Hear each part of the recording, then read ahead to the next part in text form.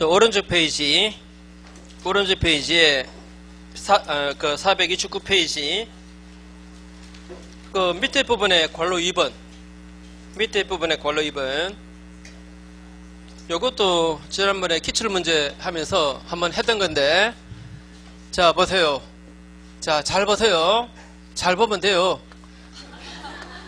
A 소유 부동산에 B가 저당권자입니다. 근데 말이죠, 이미 저당권으로 담보되는 채권은 소멸된 상태입니다.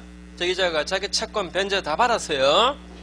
변제 다 받았는데 저당권 넣기가 남아있다면 이거는 무효 맞습니까? 제가 질문하는 거 어려운 것만 질문하지 않아요. 한 번 더 할게요. 저당권자가 저당권으로 담보되는 자기 채권 다 변제 받았대요.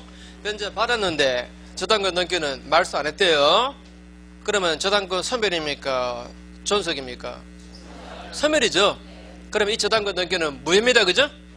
무효인처로 남아있는 저당권 등기입니다. 무효인처로 남아있는 저당권 등기인데 이걸 B가 C한테 팔았습니다. 양도해서 이전에 부기 등기를 해버렸습니다. 어떻습니까? 이러면 이 저당권은 다시 부활한다, 살아난다. OX X, 그죠? 뭐 그런 말 있잖아요. 죽은 자식 고추 만진다고 살아나는 거 아니라고. 이거는 분명히 죽은 거예요. 죽은 것을 타인에게 줬다고 해서,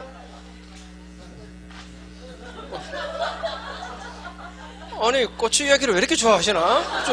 좀 이상하다.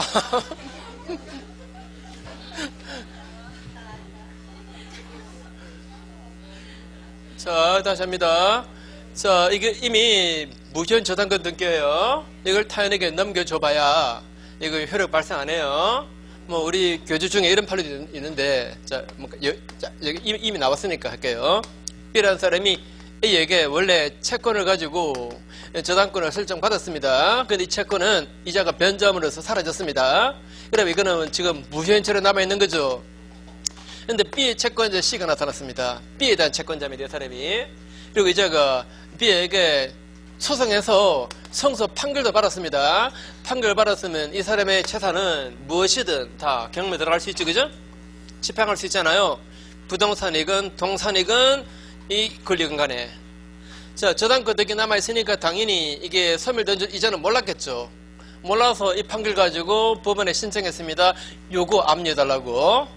그래서 저당권 채권 압류, 그 다음에 전부 했습니다. 그래서 전부에 따라서 이 저당권이 이자에게 이전에 등기된 거예요. 이제 등기된 겁니다. 원래 전부가 뭐라 그랬죠? 다시 한 번 더. 자 A가 자 이게 전부 자체는 시험에 안 나오지만 그런데 용어는 가끔 나와요. A가 B에게 채권이 있습니다. C가 A에게 채권이 있어요. 이 채권은 지금 성소 판결받은 채권입니다. 이걸 집행권은 있는 채권이에요. 집행권이 있으면은 이 사람의 재산권은 다 잡을 수 있죠, 그죠?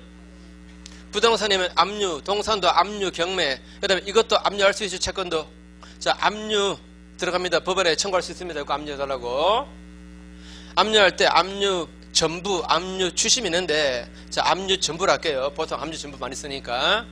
압류 전부 신청하면 법원에다가, 그럼 법원에서 요 채권에 대해서 압류 전부 결정 내립니다.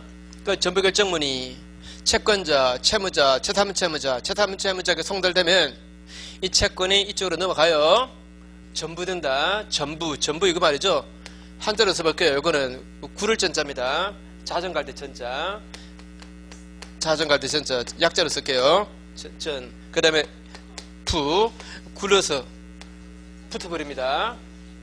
일본 놈들이 만든 한자인데, 다시 한 번 더. 이 사람에게 이미 성소 판결받은 채권이 있으면은, 판결 받았으니까 이 판결 가지고 이 사람의 재산권은 무엇이든 압류할 수 있어요.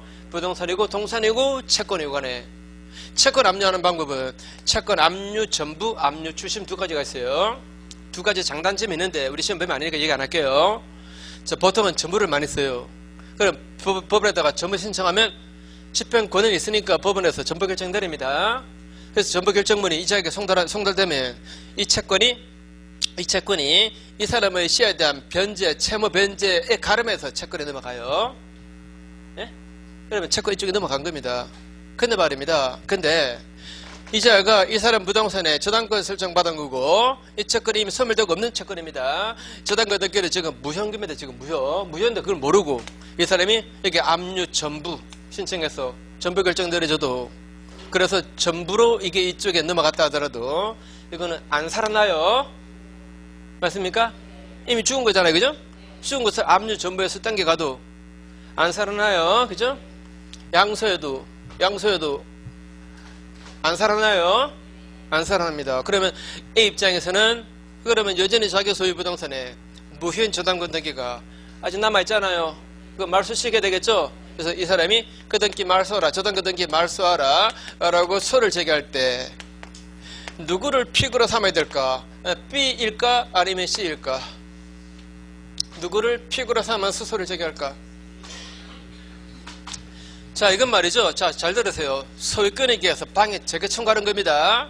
소유권에 의해서 방해 제거 청구할 때 지금 현재 소유권을 방해하고 있는 자가 누굽니까? C잖아요. 맞죠? C가 지금 무효인 저당권 등기를 가지고 있잖아요. 그러니까 C를 상대로 소를 제기합니다. 그다음에 뭘 말소해달라?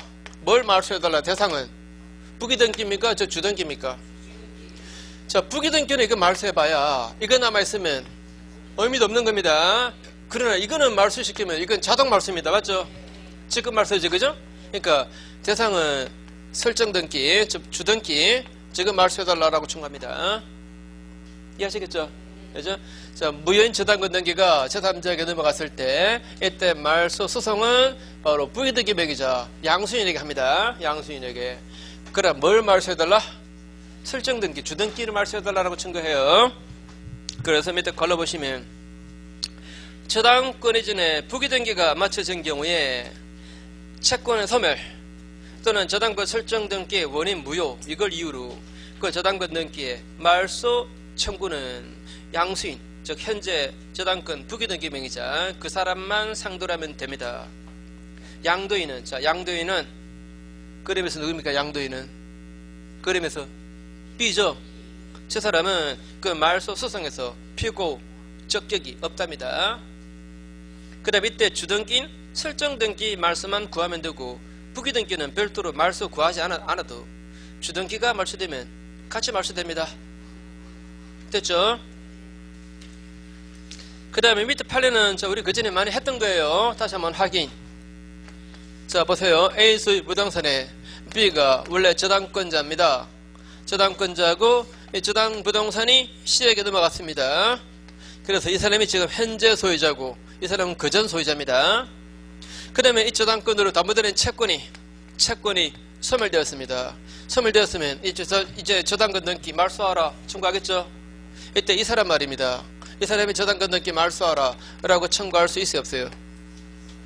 있어요 없어요? 있어. 그죠? 자, 자기 소유 부동산인데 무효인 저당권 등기가 남아있으면 안 되잖아요. 그래서 그 등기 말소하라 라고 청구하는 겁니다. 이거 너무 당연하죠. 이거는 물권적입니까? 채권적입니까? 소유권의 기한, 방해 제거 청구입니다. 물권적입니다. 그런데 판례가 이 사람은 현재 소유자 아닌데도 이 저당권 등기 말소하라 라고 청구할 수가 있답니다. 기억납니까 이거? 말소 등기를 청구할 수 있다. 무슨 자격으로? 이 저당권 설정 계약의 당사자 자격으로. 맞습니까? 자, 저당권 설정 계약 내용이 그렇잖아요. 그 계약에 명시적으로 안 나와 있어도 이자가 채권 변제받으면 등기를 말소해주는 게 계약성의 의무 맞죠? 그거 이행하라 이 말이죠. 그죠? 그런 자격이 있습니다. 이 사람. 요거는 채권적이었습니까? 물권적이었습니까? 요거는 저당권 설정 계약의 당사자 자격으로 하는 거니까 계약상에 걸립니다. 그래서 채권적이죠. 그죠? 자, 그저 나왔죠. 그죠? 자, 현 소유자뿐만 아니고 전 소유자도 말소 등기를 청구할 수 있다는 거. 그래서 그것만 할게요. 그것만. 자, 밑에 판례에서 두 번째 저 끝에 보세요. 종전 소유자도 저당권 설정 계약의 당사자로서 저당권 등기의 말소를 청구할 수 있는 계약상의 권리가 있다라고 했습니다. 그래서 이게 채권적이다 물권적이다? 채권증이다. 자, 뒤로 가보십시오. 특수저당권에서 공동저당입니다. 공동저당. 자, 우리 그 전에 했던 거 한번 확인하고, 자, 보세요.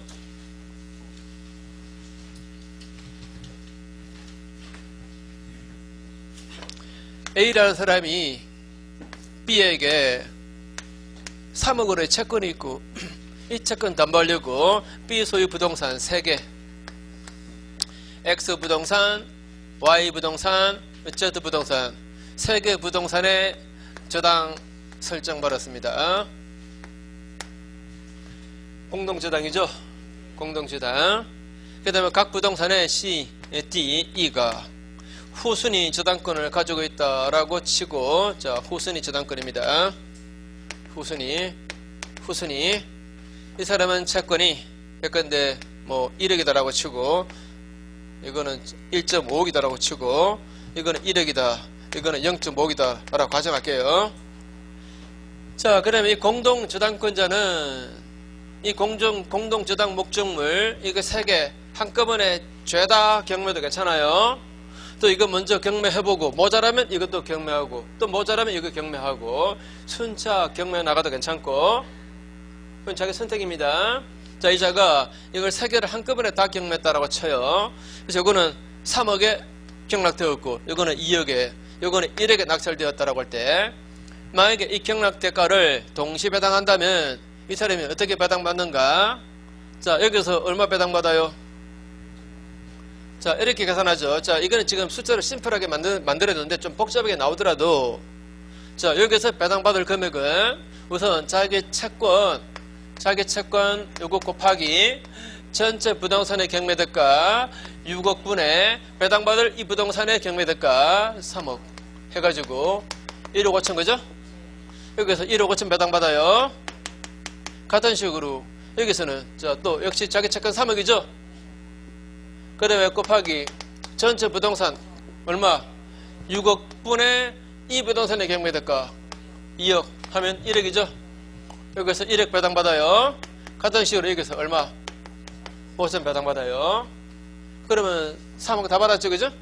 3억 다 받았죠. 이건 이제 동시배당이라 그러죠. 자, 동시배당 받을 때는 각 부동산의 경매대가 요 X에 비례해서 요 채권의 분담을 정해서 배당받아요.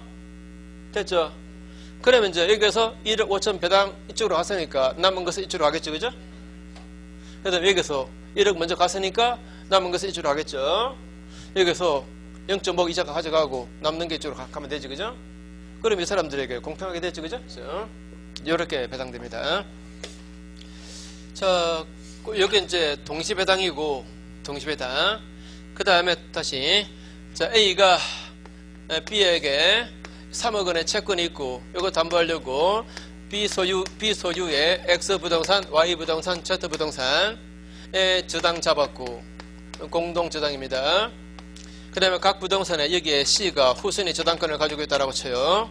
이랬을 때, 이 사람이 이걸 먼저 경매했습니다. 이걸 먼저 경매해서 3억에 낙찰되면 이 경매대가에서 자기 채권 전부를 배당받아버립니다. 그죠? 자, 이것만 먼저 경매했으면 이 경매대가에서 자기 채권 전액을 다 배당받아요. 그럼 이 사람은 자기 채권은 다 끝났죠? 끝났습니다. 이때 이 경매된 부동산의 후순위자 이 사람 말입니다. 이걸로 그냥 쪽 내버리면 C가 억울합니다. 그래서 만약에 이자가 아까 저기처럼 동시 배당을 받았더라면 여기서 배당을 받을 수 있었던 그 금액 한도에서 이 저당권은 이자가 대입해요. 자, 이자가 이걸 대입해 봅시다.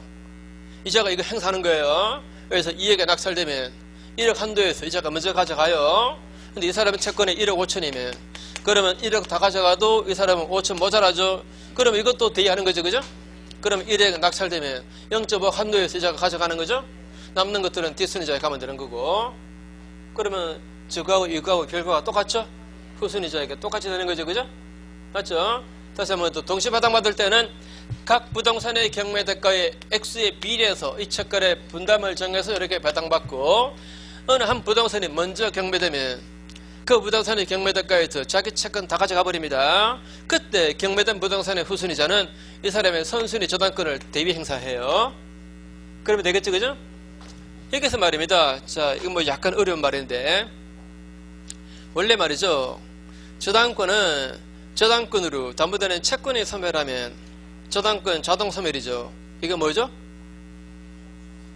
부종성 맞습니까? 채권 소멸하면 저당권 같이 소멸합니다. 그죠? 근데 이 부종성이 이게 확실하게 나타나지 않는 분야가 있습니다. 우리 알고 있는 건저당권. 건저당권에서는 개별 채권의 소멸에도 기본 계약상의 거래가 남아있는 한 건저당권은 소멸하지 않습니다. 또 여기도 바로 그 예외가 있습니다. 자, 이 사람 이거 경매에서 3억 다 받아버리면 자기 채권은 소멸했잖아요. 그럼 이 저당권은 소멸합니까? 자기 채권은 다 변제받았잖아요. 변제받으면 자기 저당권 소멸한다면서요. 근데 이거 소멸시켜버리면 이자가 대여할 수 없잖아요. 맞죠? 여기서도 이 채권, 이거 다 배당받아서 자기 채권 소멸해도 이 저당권 소멸 안 해요. 이 이자가 대여해야 되니까. 여기서도 부정성의 그 예외가 나타나요. 이해하시겠죠? 그죠? 자, 이게 이제, 채무자 소유 부동산일 때를 지금 봤습니다. 채무자 소유 부동산일 때. 이거는 그전에 우리 본 거니까 각자물 확인하시고, 이제는 그게 432페이지 가보시면 432페이지 이는 이런 내용입니다. 갑이라는 사람이 을에게 1억 5천의 채권이 있고, 그 다음에 채무자 소유 X 부동산과 물상 보증인 소유 Y 부동산을 담보로 잡은 거예요. 자, 한 개는 누구 소유? 채무자 소유. 한 개는 물상 보증인 소유 부동산입니다. 그 다음에 이 사람이 이 두 개 부동산을 다 한꺼번에 경매 쳤습니다. 할 수 있죠? 한꺼번에 저다 경매했습니다. 했더니 자, 이거는 1억에 낙찰되었고 이거는 2억에 낙찰되었습니다. 이랬을 때 이 경매 대가에서 동시 배당받을 때 이자가 각각 얼마씩 배당받을 수 있을까? 만약에 저 원칙에 따른다면 여기서 5천, 여기서 1억이죠. 그래 안 그래요? 저 원칙에 따른다면 여기서 5천, 여기서 1억입니다. 그런데 판례가 그렇게 안 하죠. 판례가 말이죠. 우선 결론 먼저 할게요. 여기서 먼저 1억 받고 부족분만 5천, 부족분만 여기서 받으라. 이렇게 판례가 말했습니다. 이건 왜 그랬습니까? 자, 아까처럼 저것처럼 여기서 5천, 여기서 1억 배당받는다면 이 사람은 이 사람 채무를 대신 갚은 거랑 마찬가지니까 또 구상청구 들어갈 거 아닙니까? 그러면 궁극적으로 이자가 다 책임지잖아요. 맞죠? 그죠? 그러니까 어차피 이자가 다 책임질 거니까 여기서 배당 먼저 받으래요. 받고 무조건 여기서 배당 받으래요. 이해되죠? 자, 그래서 교재 보시면 자, 괄호 4번에 동그라미 1번 동시배당입니다. 그 두 번째 줄에 중간쯤에 채무자 소유 부동산의 경매대가에서 우선적으로 배당을 받고 부족분이 있을 때 한해서 물상보증인 소유 부동산의 경매대가에서 추가로 배당을 받는데요. 이해했죠? 자, 그 다음에 밑에 동그라미 2번입니다. 자, 마찬가지로 만약에 이 채무자 부동산에 여기에 후순위자가 있다. 이게 후순위 저당권자가 있습니다. 그런데 이 자가 채무자 소유 부동산을 먼저 경매했습니다. 이걸 먼저 경매했습니다. 이걸 먼저 경매해서 만약에 1억 5천에다가 가정하고 경매대가가 그러면 이 경매대가에서 자기 채권 전액을 다 배당받는다. OX 이거 먼저 경매 다시 한번 잘 듣고 답하세요. 이걸 먼저 경매했습니다. 그래서 1억 5천에 낙찰되었습니다. 낙찰되었을 때 이 사람은 이 낙찰 대금 이걸 전액을 다 가져간다. 자, 이것만 먼저 경매했다니까. 자, 아까 이자가 어디 갔나? 이것만 먼저 경매했다면은 그 경매대가 전액에서 자기 채권 전부를 다 배당받는다 그랬잖아요. 다시 한 번 더 이자가 채무자 소유 부동산을 먼저 경매했을 때 이게 1억 5천에 낙찰되면 이 낙찰 대금에서 자기 채권 전액을 다 받아버립니다. 이걸 다 가져가요. 다 가져갑니다. 다 가져갈 때 이 사람이 아까 요 사람처럼 요 사람이 요거 대위하듯이 이 사람이 이거 대위 행사할 수 있는가? 안 됩니다. 왜 안 된다? 왜 안 되는가 하면 자 보세요. 자, 우리 아버지 병은 자기 아들이 병은행에서 담보대출 받은 거 그걸 담보해 주겠다고 자기 부동산을 이 갑은행에다가 담보로 잡힌 겁니다. 근데 이자가 이걸 대입해버리면 우리 말이죠, 정은행에서 대출 받은 것도 그것까지도 이자가 담보해 주는 꼴이 돼버립니다. 어때요? 거기까지는 예상도 못한 거죠. 그래 안 그래요? 한 번 더, 이 사람은 자기 아들이 갑은행에서 대출 받은 거 그걸 담보해 주겠다고 갑은행에 담보로 준 겁니다. 근데 이자가 이걸 대입해버리면 바로 정은행에서 대출 받은 것까지도 이자가 담보해 주는 꼴이 돼버립니다.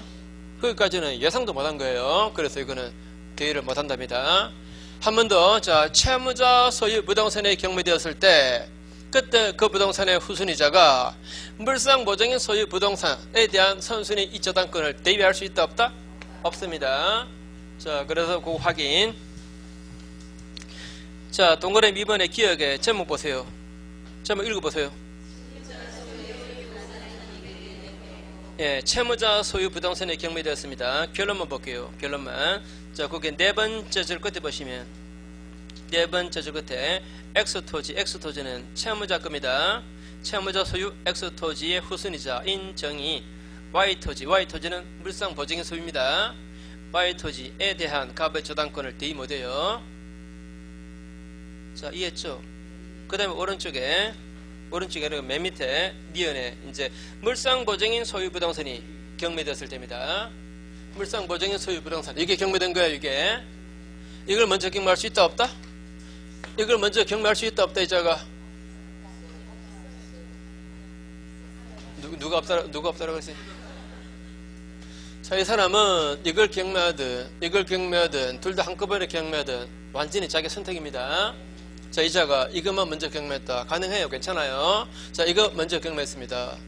그래서 이 경매대가에서 자기 채권을 회수한 거예요. 그러면 이 사람 입장에서는 자기 부동산 가지고 이 사람의 채무를 대신 갚아준 꼴입니다. 맞죠? 그러면 되갚아라 할 수 있죠. 되갚아라. 구상권이죠. 이 구상권의 실현을 위해서 우리 민법은 바로 이저당권 이것을 이자가 가져가게 해놓았습니다. 이걸 변제자 대입이라 그래요. 이 사람 대신에 변제해 준 거니까 채권자, 이 사람의 채권 그 다음에 담보권은 이 사람의 것이 됩니다. 그래서 구상 청구했다가 말 안 들으면 이저당권을 이자가 행사해요. 행사해서 이 경매대가에서 구상금을 배당받아 버립니다. 이해됩니까? 그죠? 자, 한 번 더. 채무자 부동산의 후순위자는 물상보증인 소유 부동산에 대한 선순위 공동저당권을 대입 못해요. 그러나 이게 먼저 경매된다면 물상보증인은 이 사람은 이걸 대할 수 있습니다. 맞죠? 이렇게 구상 청구할 수 있는 거니까 이 저당권은 이 사람이 대신 행사해요. 이해되죠? 그 다음에 만약에 이 부동산에 또 후순위자가 있다. 자, 무가 있습니다. 무가 이 부동산의 후순위 저당권자라면 만약에 자, 이 사람은 또 어떻게 됩니까? 자기 저당권의 목적물 이게 사라졌죠? 경매로 사라지고 대신에 설정자는 바로 이 권리를 취득했죠. 변제자 대위로 이 권리를 취득했습니다. 이거는 이 사람 입장에서는 자기 저당권의 목적물 사라지고 대신에 이게 생겨난 거예요. 아까 공부했던 거 있죠? 뭡니까? 물상대위. 자, 물상대위함으로써 이걸 압류해서 이자가 행사하는 겁니다. 이해하시겠죠? 자, 교재 보시면 자, F 페이지 제일 위에 A 보시면 물상보증인 병소유 Y토지가 먼저 경매되었다. 그래서 채권 변제받았을 때 물상보증인 병은 변제자 대위로 채무자 을 소유 X토지에 대한 갑의 일반 저당권을 취득해버립니다. 됐습니까? 다시 한 번 더. 이게 먼저 경매돼 버리면 채무자 소유 부동산에 대한 이 저당권 이걸 이자가 취득한다. 그죠? 뭘로? 변제자 대위함으로써. 그런데 다시 B 보시면 만약에 물상보증인 병소유 Y토지에 무가 2번 저당권을 가지고 있었다면 이러면 바로 밑에 저 끝에 이 무는 물상대위에 의해서 죄송합니다. 다시 할게요. B 처음부터 물상보증인 병소유 Y토지에 무가 2번 저당권을 가지고 있었다면 물상보증인 병 이 이자가 변제자 대위로 취득한 X 토지상의 갑의 1번 저당권을 다시 이 무가 물상 대위함으로써 대위 취득해버립니다. 자, 한 번만 더 할게요. 자, 이 그림하고 차이점은 뭡니까? 이거는 부동산들이 전부 다 채무자 소유입니다. 채무자 것들이에요. 그죠? 자, 그래서 채무자 소유 부동산, 이거 한꺼번에 죄다 저당거의 실행 경매로 들어갈 수 있다. 그죠? 이때 경매대가를 동시배당한다면 말입니다. 동시배당하는 경우도 충분히 생겨나요. 이게 만약에 이렇게 띄어나서 그렇지, 땅이 만약에 이렇게 됐다면 X땅, Y땅, Z땅, 다시 1번지, 다시 2번지, 다시 3번지, 이러면 이거 퉁쳐서 경매 받을 사람이 있겠죠. 그러면 각 부동산의 경매대가를 동시에 다 납부할 거 아닙니까? 그러면 동시배당하겠지. 그죠? 그죠? 또 우리 흔히 많이 볼 수 있는 거, A 소유, 토지 A 소유 주택입니다. B은행에서 주택, 그 다음에 대지 다 저당 잡았어요. 이런 게 많죠. 그죠? 이것도 공동 저당 맞습니까? 공동 저당 맞잖아요. 담보 목적물이 2개잖아요. 이런 경우 이 저당과 실행 경매하면 어떤 사람이 주택과 대지를 한꺼번에 다 경납받겠잖아요. 그래 안 그래요? 그러면 주택 경매대가와 대지 경매대가를 동시배당할 거 아닙니까? 이해되죠? 그죠? 자, 이렇게 동시배당할 때는 각 부동산의 경매대가의 액수에 비례해서 이 채권의 분담을 정해요. 그렇게 배당받습니다. 자, 이거 숫자는 간단하게 썼지만 숫자가 복잡해도 공식은 이래요. 이러면 되겠죠? 이제 자기 채권액 곱하기 전체 경매대가, 그러면 배당받을 그 부동산의 경매대가. 그죠? 이렇게 계산하면 됩니다. 여기서 배당받을 금액은 역시 마찬가지로 저 A의 채권액 곱하기 전체 경매대가 분의 이 부동산의 경매대가. 그죠? 그렇게 해서 계산하면 되겠죠? 숫자가 복잡해도 계산은 간단해요. 학교로는 계산 문제 많죠? 민법은 계산 문제는 꼴랑 요거 한 개밖에 없습니다. 한 개밖에 없어요. 요거. 그래요? 자, 그 다음에 요거는 그 다음에 이자가 만약에 이자가 X 토지만 먼저 경매했다. 그럴 수 있습니다. 그러면 그 경매대가에서 자기 채권 전액을 다 배당받아요. 이 돈 다 가져가 버립니다. 그때 그걸로 그냥 땡 해버리면 이 사람은 억울하잖아요. 그죠? 그래서 이 사람은 요 저당권을 대위할 수 있다. 그죠? 대위할 수 있습니다. 자, 그런데 이거는 저쪽과 차이점이 채무자 소유 부동산과 물상 보증인 소유 부동산이에요. 이때 이거 2개 다 한꺼번에 경매했다면, 그리고 경매대가를 동시배당한다면 저것처럼 안 돼요. 우선 채무자 소유 부동산에서 여기서 배당을 받아보고 부족분 생기면 여기서 배당받아요. 그 다음에 또 채무자 소유 부동산을 먼저 경매했다. 그럴 수 있어요. 먼저 경매해서 배당받아버리면 이 부동산의 후순위자가 이거는 대위 못합니다. 그럼 이 사람이 억울해요. 그죠? 근데 이걸 먼저 경매했다. 그러면 자기 이 물상보증인은 자기 땅 가지고 이 사람 채무를 대신 갚은 겁니다. 그래서 되갚아라 할 수 있으니까 요 권리는 이자가 가져가는 거예요. 맞죠? 그래 이 부동산의 후순위자 입장에서는 자기 저당권의 목적물이 사라지고 설정자는 이 권리를 취득한 거예요. 그죠? 이거 대신에 생겨난 거죠? 그럼 이자가 뭐 할 수 있다? 물상 대위 함으로써 결국 이 저당권은 이자가 우선적으로 행사하는 겁니다. 이해되죠? 자, 그 다음에 건저당입니다. 건저당.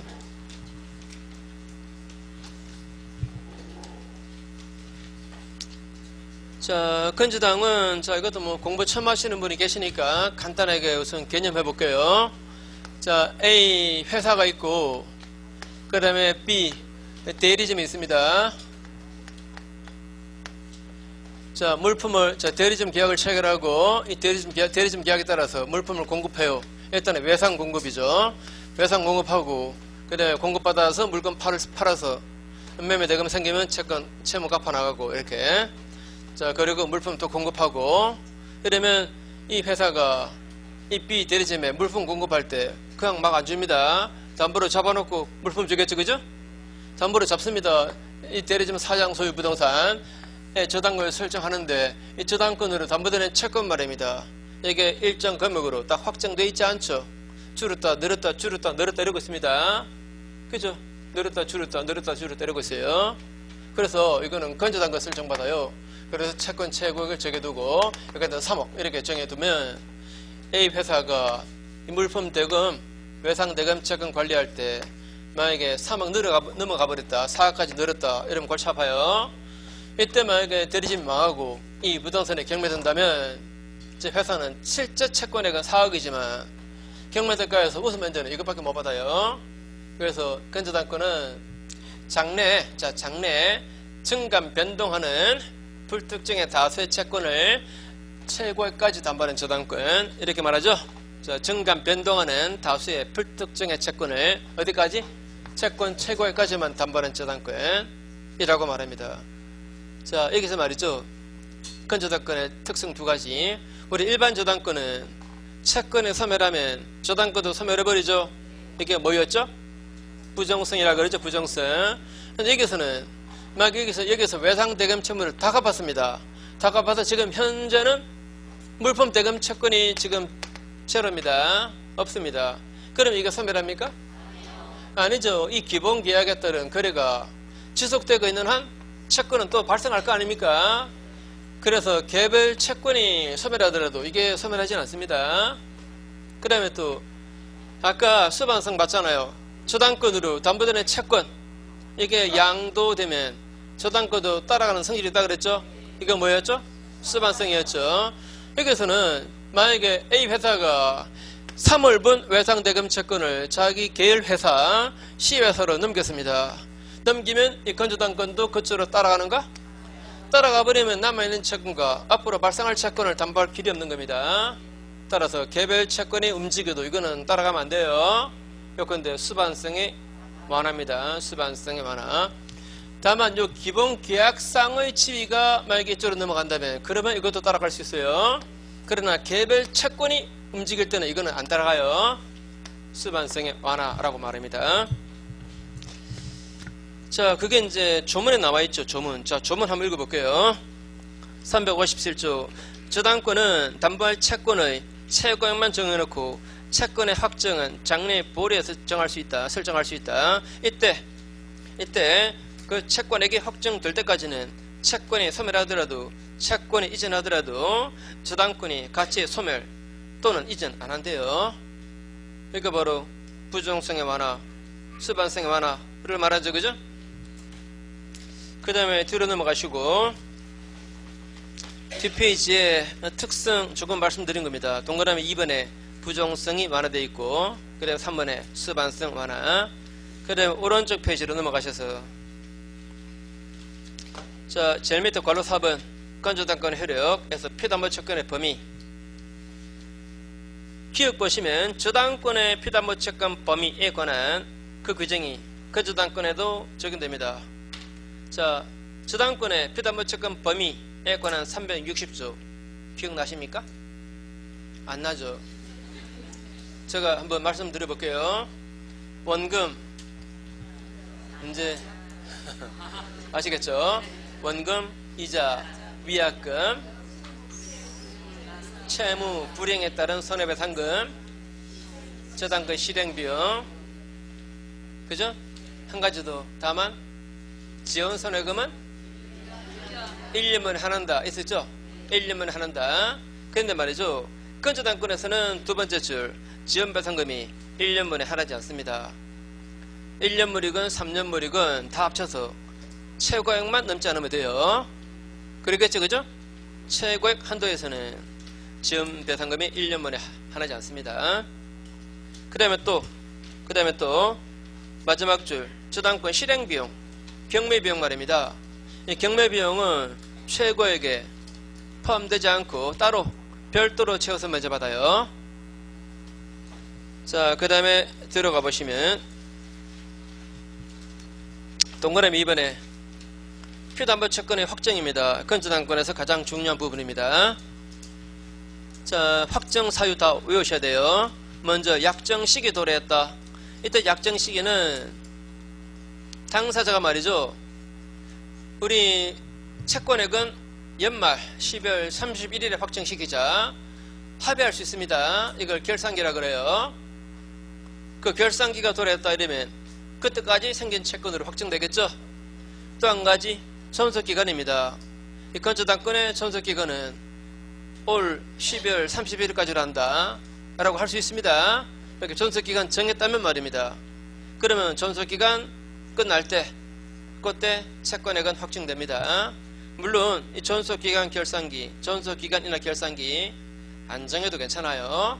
만약에 정했다면 그 시점 도래할 때 그때 채권액은 확정됩니다.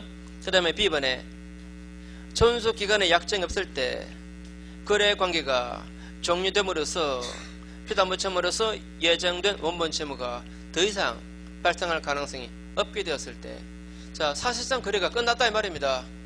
사실상 거래가 끝나서 더 이상 채권이 발생할 가능성이 없다, 그죠? 그러면 이제 그 시점에 채권으로 확정됩니다. 그 다음에 C번에 존속기간이나 결산기 정함이 없을 때 N은 특별한 다른 약정 없다면 한쪽 당사자가 기본계약을 또는 설정계약을 끝낼 수 있다. 끝냄으로써 채권액은 확정돼 버립니다. 그 다음에 D가 좀 중요한데 경매 신청 들어가면 채권액은 확정돼요. 자, 보세요. A 소유 부동산이고 B가 건조당권자고 그 다음에 채권 최고액은 3억입니다. 그런데 실제 채권액은 2억인 상태입니다. 아무튼 채권이 2억까지 늘었다는 것도 A가 채무를 이행 안 해서 생긴 문제 맞죠? 그래서 채무 불이행 책임이니까 저당권 실행 경매 들어갈 수 있겠죠, 그죠? 경매 들어간다는 것은 이제 더 이상 거래하기 싫다 이 말입니다. 그러면 경매 신청 들어갈 때까지 생긴 채권 요걸로 확정되는 겁니다. 맞죠? 아까 여기서 외상대금 채권이 2억까지 늘었다. 이거는 이쪽에서 채무를 못 갚았으니까 그렇게 된 거 아닙니까? 그래서 뭐 들어갈 수 있다? 경매 들어갈 수 있다. 자, 경매 들어갈 때까지 생긴 채권이 요거니까 요걸로 확정되는 거예요. 근데 이 부동산에 후순위자가 있다. 후순위 건조당권자입니다. 이거는 채권 최고액이 이것도 2억이고 실제 채권액은 만약에 1억이다라고 쳐요. 이 C가 만약에 경매 들어갔다면 그러면 C의 채권액은 이걸로 확정돼요. 확정되지만 이자 때문에 이자가 바로 피해볼 수는 없는 겁니다. 그래서 이 거래 이걸 계속해 나갈 수 있습니다. 물품 계속 공급할 수 있어요. 그래서 채권액이 2억 5천인 상태에서 이게 제3자한테 낙찰되었고 그자가 낙찰대금을 다 완납했다. 낙찰대금 완납하면 이자가 소유자가 되면서 이거 다 사라지는 거죠, 그죠? 맞죠? 그러면 더 이상 어떻게 할 방법이 없죠, 그죠? 바로 2억 5천으로 확정됩니다. 그죠? 다시 한 번 더. 원래 경매 신청 들어가면 경매 신청 들어갈 시점에 그 채권으로 확정돼요. 그러나 후순위자가 경매 들어갔다면 선순위자 채권액이 바로 확정 안 됩니다. 안 되고 여기 소멸되는 시점. 여기 언제 소멸합니까? 경락인이 경락대금 완납할 때 그때 채권으로 확정됩니다. 그죠? 자, 그래서 읽어볼게요. 자, D 보시면 두 번째 줄 경매 신청 시 건조당권의 피담보 채권액이 확정된다. 다만 후순위자가 경매 신청했다면 선순위자의 피담보 채권은 그 건조당권이 소멸되는 시기, 즉 경락인이 경락대금을 완납할 때 이때 확정됩니다. 그 다음에 이번에 파산 선고 받았다. 자, 여기가 파산했대요. 자, 이자가 파산했습니다. 파산하면 일단 거래가 정지돼요. 이런 거래 더 이상 할 수 있다 없다? 없습니다. 거래가 정지되니까 그때까지 발생한 채권으로 확정되는 겁니다. 그래 뭐라고 되어 있죠? 회사 정리 절차 개시. 이것도 사실상 파산의 한 일종입니다.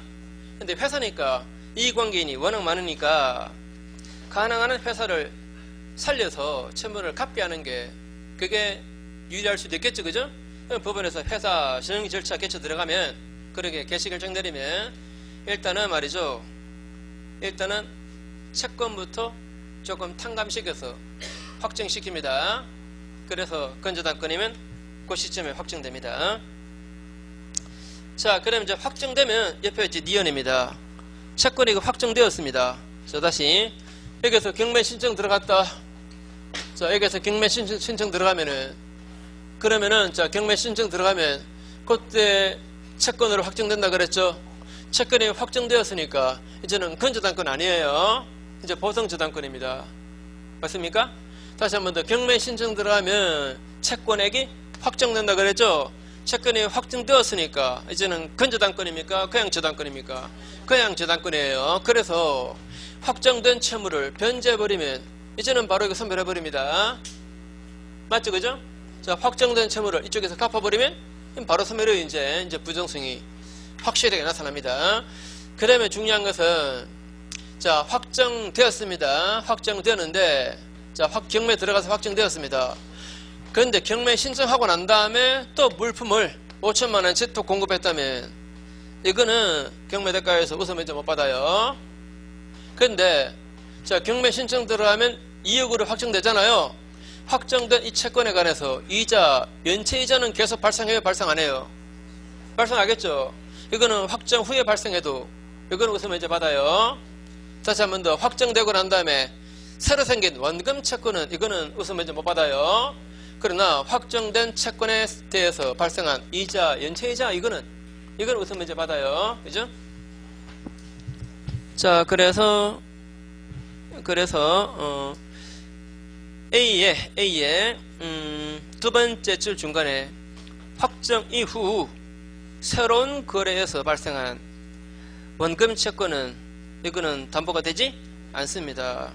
그런데 거기에서 세 번째 줄 중간에 확정된 그 원본 채권에 관해서 확정 후에 발생하는 이자, 연체이자 이런 것은 우선 면제 받아요.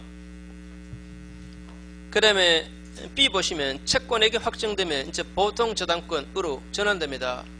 그래서 경매 개시 결정 있은 후에 경매 신청을 취하더라도 그 채권 확정의 효과가 번복되지는 않는다는 것도 기억하세요. 이제는 완전 보통 저당권으로 바뀐 거예요. 경매 신청을 취하더라도 그래도 그 채권 확정의 효과가 번복되지는 않는다. 말하자면 근저당권으로 돌아가지 않는다 이 말입니다. 자, 그 다음에 뒷페이지 이제 마지막 남은 건데 시험에는 곧잘 나오는 얘기죠. 자, 보세요. A 소유 부동산 B라는 사람이 근저당권자입니다. 채권 최고액은 2억인데 실제 채권액은 3억까지 넣은 상태다라고 가정해요. 이랬을 때 이 채무자인 설정자가 이걸 소멸시키려면 얼마를 갚아야 할까? 자기 채무 다 갚아야 돼요. 다 갚아야 돼요. 이것만 갚아가지고는 소멸 못 시킵니다. 그런데 우리 아까 공부했습니다. 이 부동산을 새로 산 사람, 저담취득자. 저담취득자는 어디까지만 갚으면 되죠? 이것만 갚으면 돼요. 그러면 소멸시킬 수 있습니다. 또 한 가지. 만약에 채무자가 따로 있고 이렇게 채권자입니다. 그 다음에 이 사람은 물상보증인이에요. 물상보증인은 자기가 담보로 잡힌 이 부동산만 가지고 책임지는 거 아닙니까? 그래서 이 부동산으로 담보되는 거 여기까지만 변제하면 됩니다. 여기까지만 변제하면 소멸시킬 수가 있습니다. 자, 그래서 읽어볼게요. 자, 동그라미 3번에 실제 채권에게 최고액을 초과할 때 채무자인 설정자 이 사람이 근저당권을 소멸시키려면 그러면 최고액을 넘는 그 채권 전액을 다 갚아야 돼요. 아시죠? 그런데 네 번째 줄 끝에 물상보증인이나 최담취득자는 최고액까지만 변제하면 저당권을 소멸시킬 수가 있습니다. 자, 오늘 여기까지입니다. 자, 다음 주에 뵙겠습니다. 감사합니다.